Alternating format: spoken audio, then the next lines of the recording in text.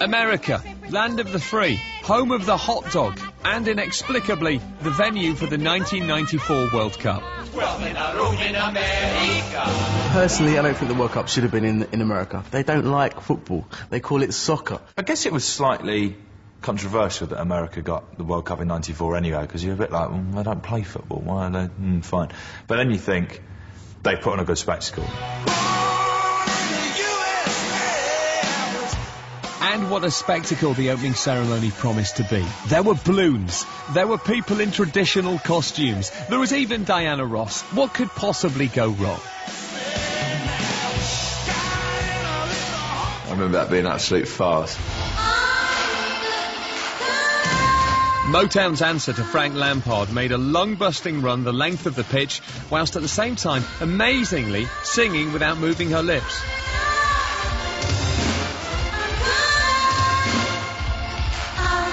Weaving her way through hundreds of dancers dressed as God knows what, she reached the edge of the box and steadied herself in front of goal. It's about 5 yards, I mean, and the goal looks like a bigger than average goal as well to me. I mean, it's really stacked in her favour.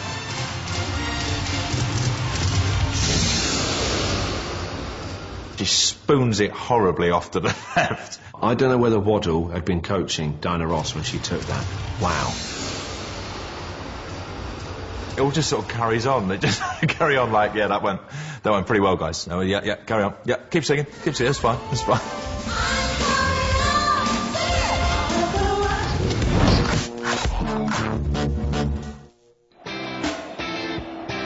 We've got used to seeing outrageous diving in football. But back in 1990, it was as foreign to us as drinking in moderation. I think 1990 was when the diving became really prominent, and it was blatant, and it was people throwing themselves to the floor. And nobody was throwing themselves more creatively than Germany and their striker Jürgen Klinsmann.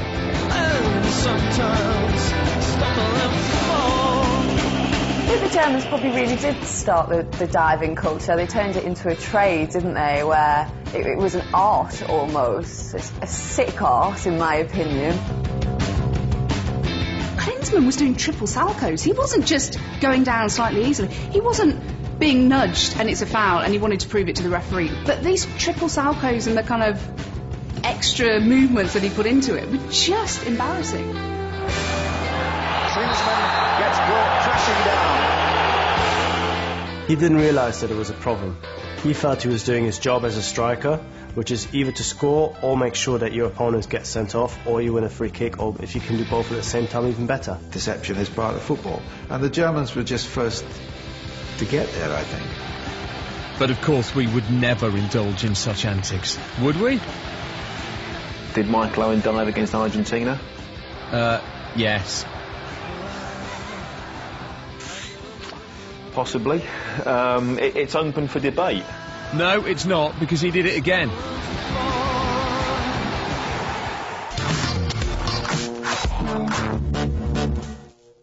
(1990) semi-final.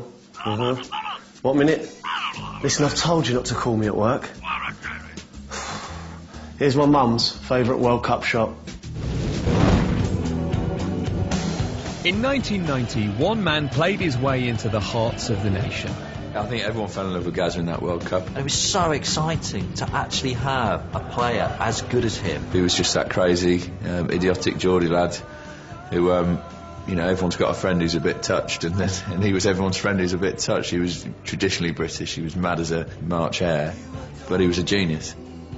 The lovable Geordie was the best thing to come out of Newcastle since coal. The carbon-based fuel, not Cheryl. And he'd taken England to a World Cup semi-final. Gazza was on fire in that tournament, and that match he was on fire. Not literally. But like most things in English football, it was all about to go wrong and end in, well, tears. And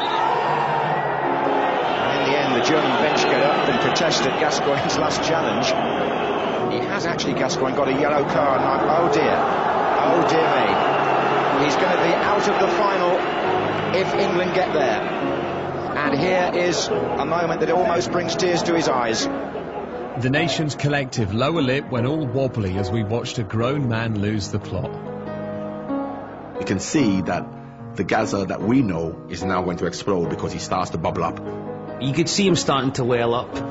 Gary Lineker pointing, have a word with him, have a word with him, all that. It's not often you see that on a football pitch, not that kind of emotion, not raw emotion while a game's going on. And it wasn't just a little tear, it was just, his whole face went red. Every man watching that thought, this is great. Watching it saying, here we go, he's able to let go, express himself, and show that he does have emotional capability. No, we didn't. We watched it and thought, what a pansy? What are you doing, mate? Just get on with the game, help your teammates to the final, none of this crying nonsense. But I tell you what, keep that up, you might get a crisp advert. And you too, Gary. Have a word with him. The funniest thing which I just found out, when he kicked Thomas Berthold, Gaza went down to, like, console him, we thought. He said, well, when I kicked him, he said he was screaming. And only Gaza would think this. I thought to myself, if the referee hears him screaming, he's going to book me. So he said, what I was trying to do is I was trying to squeeze his lips to stop him screaming. So I looked at it again. He was actually trying to reach down and squeeze his lips together. I'm pretty sure he was saying something in Jonas like, shut your fat face, you German bastard! Who would even think of something like that? And that is just Paul Gascoigne through and through. Nice try, Gaza, but it didn't work. And when England lost on penalties, the waterworks started again. You know, he was, very emotional, but it doesn't take him a great deal of time to get back to normal.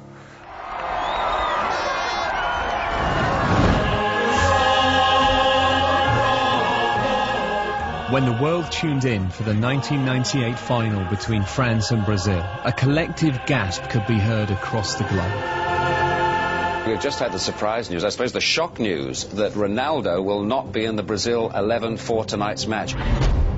David, we have to start with the big news that Ronaldo's not playing. Desmond, I've never had anything like this in my career. The scenes in the commentary boxes for the last 45 minutes have been absolute mayhem and chaos. In come the team sheets, no Ronaldo. It's Hamlet without the prince. It's the main man's not there. Early ball from Ronaldo, and here's Ronaldo! Whoa, goodness me! He was unstoppable. Right through, Ronaldo! He was big news, he was big, ugly news. We've seen, but here's Ronaldo! He was expected to light up the final, but when he and his team were nowhere to be seen, Motti went into meltdown. For the first time in the World Cup, Brazil have not come out to warm up on the pitch. It's all a bit sinister. It was the World Cup's very own X-Files moment, but instead of Mulder and Scully, the BBC had Hill and Ginola. It could be an argument going on in the dressing room which has caused the problems that John has sort of half suggested. It's a big news for the French team because Ronaldo is very, very important for the Brazilian team. After they failed to shed any light on the situation, there was a further twist. Suddenly, the officials are coming around with more sheets, and Ronaldo's back in it. For any players in the world. David, I'm just going to interrupt you there because news has just come out that the biggest wind-up in World Cup football history has just hit the news because Ronaldo will play. Ronaldo played, but he and his Brazil team had a shocker, and France won 3-0. Zidane! After the game, conspiracy theories started. Had Brazil's sponsors forced him to play through the pain barrier? A lot of people said that he went on and he played because of certain sponsors. Had his girlfriend dumped him? He did look like he was a player who'd been jilted, actually. Was it in fact Emil Heskey in a Ronaldo suit? It does amaze me the lengths that players will go to. Well, in fact, the truth was far stranger and more shocking than any fiction. In the afternoon, during the hours before the final, Roberto Carlos wakes up with Ronaldo having seizures. He goes running to call the team doctor and the other people because he thought the guy was actually dying. When Brazil's players took to the field, there was real concern for their star man. A lot of the players have said, listen, we were terrified of him having something on the pitch. Roberto Carlos was actually afraid of Ronaldo dying. I don't think Ronaldo was any different from the rest. I thought they all played like they'd fainted that morning.